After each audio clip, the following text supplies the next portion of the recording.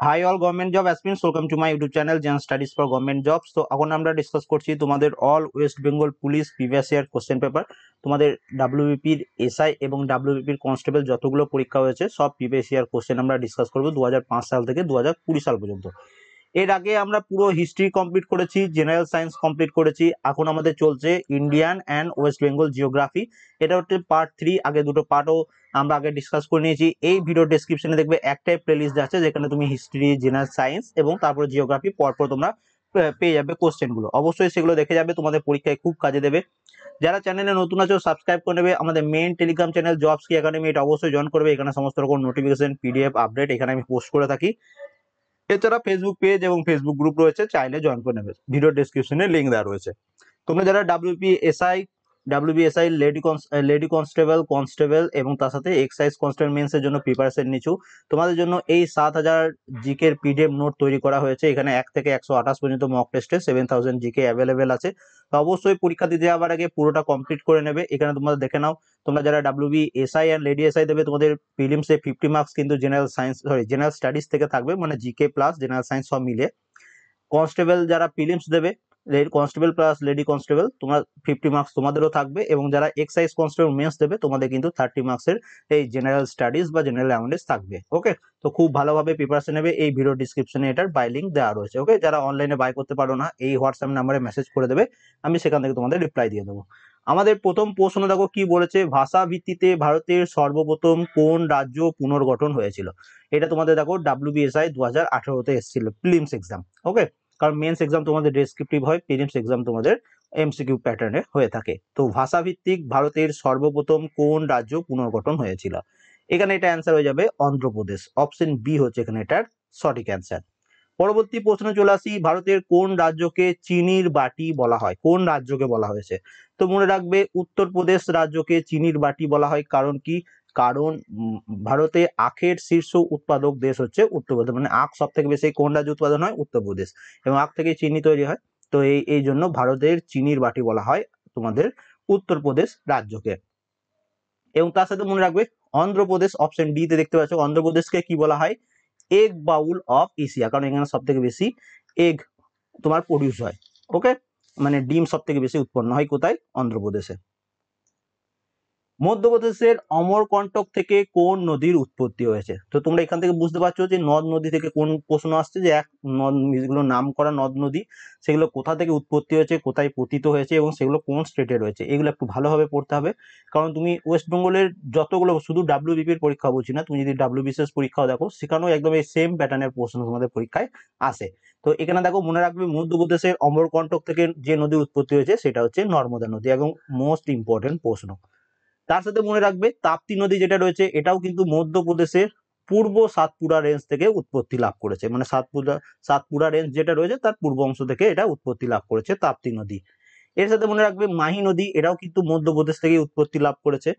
এবং তুঙ্গাভদ্রা নদী এটা কোথায় উৎপত্তি লাভ করেছে? এটা তোমার ধরে নাও কর্ণাটকা রাজ্যে। ওকে, নেক্সট চলে আসি, ভারতের মাঝখান দিয়ে যে অক্ষাংশ গেছে সেটি হলো কি? মোস্ট ইম্পর্টেন্ট, সব পরীক্ষায় এই প্রশ্নটি এসেছে। তো এখানে দেখো এটা অ্যান্সার হচ্ছে কর্কট ক্রান্তি রেখা, ট্রপিক অফ ক্যান্সার যেটা আমরা জেনে থাকি। অপশন সি হচ্ছে এটার অ্যান্সার। এবং Tropic of Cancer and imaginary line at the angle of 23.50 degree, মানে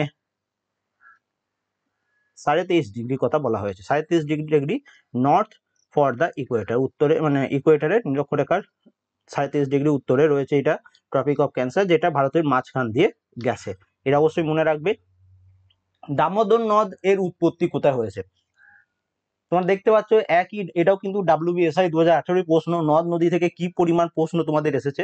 তো সব থেকে ইম্পর্টেন্ট টপিক জিওগ্রাফির জন্য সেটা হচ্ছে নদ নদী। তো এখানে মনে রাখবে, এখানে এটা অ্যান্সার হচ্ছে ছোটনাগপুরের মালভূমি থেকে উৎপত্তি লাভ করেছে দামোদর নদী। নেক্সট চলে আসি পরবর্তী প্রশ্ন, কোনটি উত্তরবঙ্গের নদী নয়? দেখো নয় বলেছে, ভালোভাবে পড়বে। এটা তোমাদের WBSI of excise prelims. Okay, excise SI of prelims এর পরীক্ষায় তোমাদের এসেছিল, যেটা তোমাদের ডাব্লিউবিএসআই পরীক্ষার পরেই কয়েকদিন পরে খুব অল্প পোস্টের জন্য হয়েছিল। তো মনে রাখবে এখানে কি অ্যান্সার হবে? এগুলোর মধ্যে তোমাদের উত্তরবঙ্গের নদী নয়, সেটা হচ্ছে হলদি নদী। তার বাদ দিয়ে কালজানি, জলঢাকা, রায়ডাক এগুলো সব হচ্ছে উত্তরবঙ্গের নদী। তো এবং মনে রাখবে এই যে হলদি রিভার, এটা কোথা থেকে উৎপত্তি লাভ করেছে? হুগলি রিভার থেকে, এবং এটা কোথায় রয়েছে? পূর্ব মেদিনীপুর ডিস্ট্রিক্ট থেকে।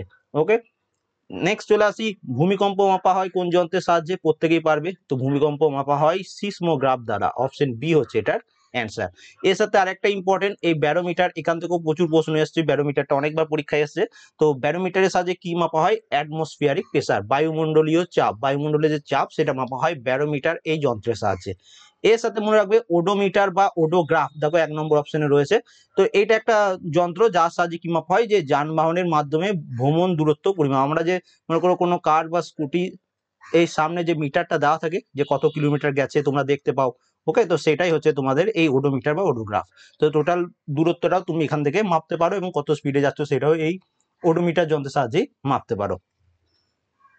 লবণাক্ত জলের উৎপন্ন চারা গাছকে কি বলা হয়? তো মনে রাখবে লবণাক্ত জলে উৎপন্ন চারা গাছকে বলা হয় হ্যালোফাইটস, অপশন ডি হচ্ছে এখানে এটার অ্যান্সার। তার সাথে মনে রাখবে হাইড্রোফাইট কাদের বলে, যেটা অপশন ওয়ানে রয়েছে দেখতে পাচ্ছ। তো এটা এই একটি উদ্ভিদ যা কেবল জলে বৃদ্ধি পায়, মানে জলে উৎপন্ন হয়, জলেই বৃদ্ধি পায়, সেগুলোকে বলা হয় হাইড্রোফাইট। এবং যেগুলো লবণাক্ত জলে উৎপন্ন হয় সেগুলোকে বলা হয় হ্যালোফাইটস। তো হ্যালোফাইটস এবং হাইড্রোফাইট এই দুটোর মধ্যে ডিফারেন্সটা বুঝবে। নেক্সট চলে আসি, ভাগীরথী এবং আলোকনন্দা নদীর সঙ্গমস্থল হলো কি?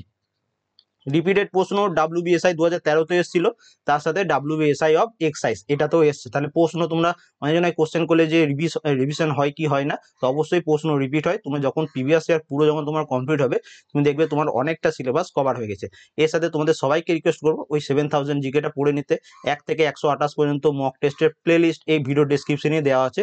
পারলে প্রতিদিন তোমরা মিনিমাম 200টা করে MCQ সলভ করার চেষ্টা করবে।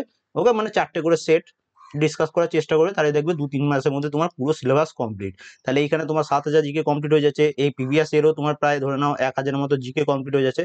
7-8 হাজার জিকে তোমার যখন পুরো কমপ্লিট হয়ে যাবে তখন তোমার প্রিপারেশন খুবই ভালো হয়ে যাবে, এবং তুমি আরামসে পরীক্ষায় পাস করতে পারবে।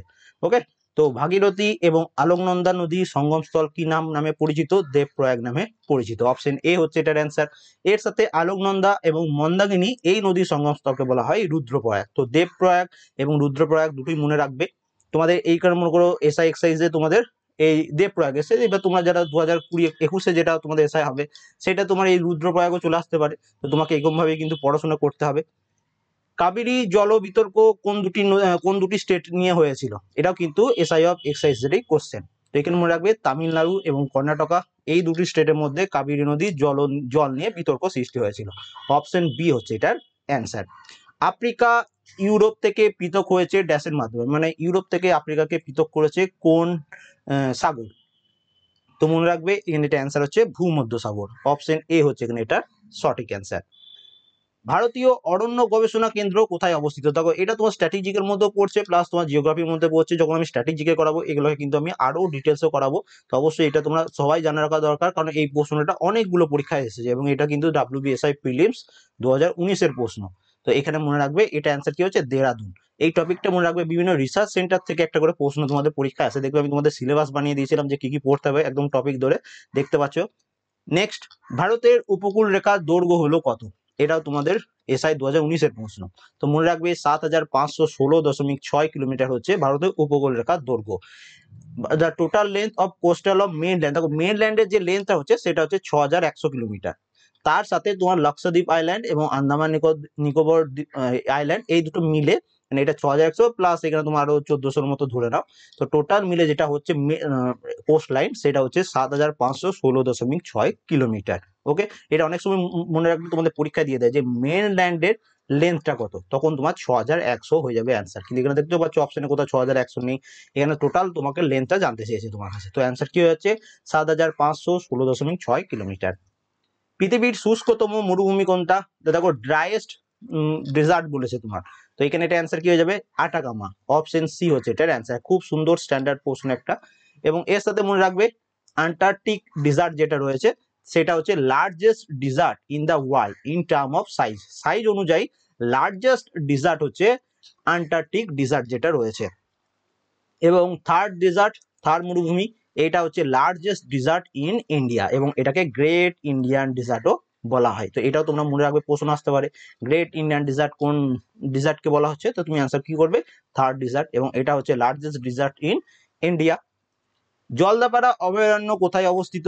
তো আমরা প্রত্যেকেই জানি জলদাপাড়া অভয়ারণ্য এটা আমাদের পশ্চিমবঙ্গে অবস্থিত, অপশন বি হচ্ছে এটার অ্যান্সার। তার সাথে মনে রাখবে এই যে জলদাপাড়া জাতীয় উদ্যান ন্যাশনাল অভয়ারণ্য ছিল, পরে এটা ন্যাশনাল পার্কে আপগ্রেড করে দেওয়া হয়েছে, তো এটাও মনে রাখবে। জলদাপাড়া জাতীয় উদ্যান উত্তর পশ্চিমবঙ্গের আলিপুরদুয়ার জেলার পূর্ব হিমালয়ের পাদদেশে এবং তোর্সা নদীর তীরে অবস্থিত একটি জাতীয় উদ্যান মানে ন্যাশনাল পার্ক। তো জলদাপাড়া এখন ন্যাশনাল পার্ক, এটা তোমার তোর্সা নদীর তীরে গড়ে উঠেছে, এটাও মনে রাখবে। অনেক সময় প্রশ্ন আসে যে জলদাপাড়া অভয়ারণ্যের পাশ দিয়ে কোন নদী বয়ে গেছে, কি অ্যান্সার করবে? তোর্সা নদী বয়ে গেছে। এটা কোথায়? মেনলি আলিপুরদুয়ার ডিস্ট্রিক্টের মধ্যে রয়েছে, এটাও তোমাদের মনে রাখতে হবে। এবং তার সাথে মনে রাখতে হবে 1941 সালে এই ডিজার্ট মানে এই অভয়ারণ্যটাকে তোমার ওপেন করা হয়েছিল। কি জন্য? যে ওয়ান হর্ন রিহানো যেটা রয়েছে এক সিংহ গন্ডার, তো তাদের জন্য বা শুধু গন্ডারদের জন্য, তো এটা মনে রাখবে, protection of the great Indian rhino one, এটাও মনে রাখবে তোমরা। এরপর দেখো মাতাতিলা জলবিদ্যুৎ প্রকল্পটি কোন নদীর উপর অবস্থিত? তো মনে রাখবে মাতাতিলা জলবিদ্যুৎ প্রকল্প এটি উত্তরপ্রদেশের বেতোয়া নদীর উপর অবস্থিত। আর একটা তোমাদের প্রিভিয়াস কোন 2020 ও 2019-এর WBCS প্রিলিমস পরীক্ষায় এসেছিল কোয়না হাইড্রো ইলেকট্রিক প্রজেক্ট, এটা কোন নদীর কোথায় বা কোন নদীর উপর এরকম টাইপের কোন একটা প্রশ্ন এসেছিল, তো এটাও মনে রাখবে তোমরা। কোয়না হাইড্রো ইলেকট্রিক প্রজেক্ট এটা মহারাষ্ট্রের কোয়না নদীর উপর গড়ে উঠেছে, তো এটাও মনে রাখবে। তো একসাথে তোমাদের দুটো জিনিস তোমাদের দুটোই মনে রাখতে হবে, খুব ইম্পর্টেন্ট তোমাদের। কালো সুতির মাটি, তো এখানে এটা বলা হচ্ছে ব্ল্যাক কটন সয়েল। ওকে, তো এই ব্ল্যাক কটন সয়েল এর অন্য প্রচলিত নাম কি? তো আমরা জানি কালো মৃত্তিকা কি নামে পরিচিত? রেগুর মৃত্তিকা নামে পরিচিত, অপশন বি হচ্ছে এটার অ্যান্সার। এবং তার সাথে মনে রাখবে দাক্ষিণাত্যে লাভা মালভূমি অঞ্চলে ব্যাসল্ট শিলায় গঠিত কৃষ্ণ মৃত্তিকা দেখা যায়, এই মাটি রেগুর মৃত্তিকা বা কৃষ্ণ কার্পাস মৃত্তিকা নামে পরিচিত, বা ব্ল্যাক কটন সয়েল বা কালো সুতির মাটি নামে পরিচিত। ওকে, তো সব কিন্তু তোমাকে ঘুরিয়ে ফিরিয়ে পড়তে হবে, এটা তোমাদের এসআই 2019-এর প্রশ্ন। এবার চলে আসি, এসআই এর সব পরীক্ষা শেষ হয়ে গেল, এবার থেকে আমরা কনস্টেবল শুরু করছি। তো ডাব্লিউবি এক্সাইজ কনস্টেবল 2013 সালে একটা পরীক্ষা হয়েছিল, সেটার প্রশ্ন। বাঁ সাইডে যেগুলো দেওয়া রয়েছে এগুলো ভারতের বিভিন্ন কয়লা খনি এলাকা, এবং ডান সাইডে যেগুলো রয়েছে সেগুলো রাজ্য, মানে এই কয়লা খনিগুলো কোন রাজ্যে অবস্থিত সেটা তোমার কাছে জানতে চেয়েছে। কি কি রয়েছে? ঝাড়িয়া, রানীগঞ্জ, তালচেরা, কোরবা। তো দেখো এখানে ঝাড়িয়া, ঝাড়িয়া কোন রাজ্যে রয়েছে কে বলতে পারবে? তো মনে রাখবে ঝাড়িয়া এটা রয়েছে ঝাড়খণ্ডে। রানীগঞ্জ এটা আমরা ইজিলি বলতে পারবো আমাদের পশ্চিমবঙ্গে। তালচের এটা কোথায় অবস্থিত? তালচের হচ্ছে উড়িষ্যা রাজ্যে অবস্থিত। কোরবা এই কয়লা খনিটি কোথায় অবস্থিত? এটা মনে রাখবে, কোরবা এটা হচ্ছে তোমাদের ছত্তিশগড়ে অবস্থিত। তাহলে আমাদের অ্যান্সার কি হয়ে যাচ্ছে? আমাদের অ্যান্সার হয়ে যাচ্ছে অপশন এ। তো অপশন এ তে যেটা রয়েছে সেটা হচ্ছে আমাদের সঠিক অ্যান্সার। আরেকবার রিভিশন করে নিই, ঝাড়িয়া ঝাড়খণ্ডে রয়েছে, তারপরে দেখো রানীগঞ্জ এটা পশ্চিমবঙ্গে রয়েছে, তারপরে দেখো তালচের এটা উড়িষ্যা রাজ্যে রয়েছে, এবং সবার লাস্টে কোরবা এটা ছত্তিশগড় রাজ্যে রয়েছে। এবং 59 নম্বর প্রশ্ন দেখো, ভারত এবং শ্রীলঙ্কার মধ্যে কোন প্রণালী অবস্থিত? তো ভারত এবং শ্রীলঙ্কার মধ্যে যেটা হচ্ছে সেটা হচ্ছে পক প্রণালী অবস্থিত, অপশন সি হচ্ছে এটার অ্যান্সার। অনেক সময় প্রশ্নটাকে ঘুরিয়ে দেয় যে তামিলনাড়ু এবং তোমার শ্রীলঙ্কার যেটা ডিস্ট্রিক্ট একটা আছে জাফান, এই দুটোকে আলাদা করেছে কোন স্টেট? এবার তুমি পড়ছো ভারত শ্রীলঙ্কা, অনেক সময় তুমি কনফিউজ হয়ে যাও, তো সেটাই মনে রাখবে পার্ক স্ট্রেট বা কক প্রণালী ভারতের তামিলনাড়ু এবং শ্রীলঙ্কার জাফনা ডিস্ট্রিক্টকে আলাদা করেছে। লাস্ট প্রশ্ন, কোন শিল্পকে উদীয়মান শিল্প বলা হয়? তো মনে রাখবে পেট্রো রসায়ন পেট্রোকেমিক্যাল ইন্ডাস্ট্রিকে বলা হয় উদীয়মান শিল্প। তো টোটাল এই প্রশ্নগুলোই ছিল। ভিডিওটা ভালো লাগলে লাইক করে দাও, চ্যানেল নতুন হলে সাবস্ক্রাইব করে নেবে, ভিডিওটা বন্ধুর সাথে অবশ্যই শেয়ার করে দেবে। প্রত্যেকে 1 থেকে 128 পর্যন্ত মক টেস্টের জিকের প্লেলিস্ট দেওয়া আছে, পুরোটা কমপ্লিট করবে।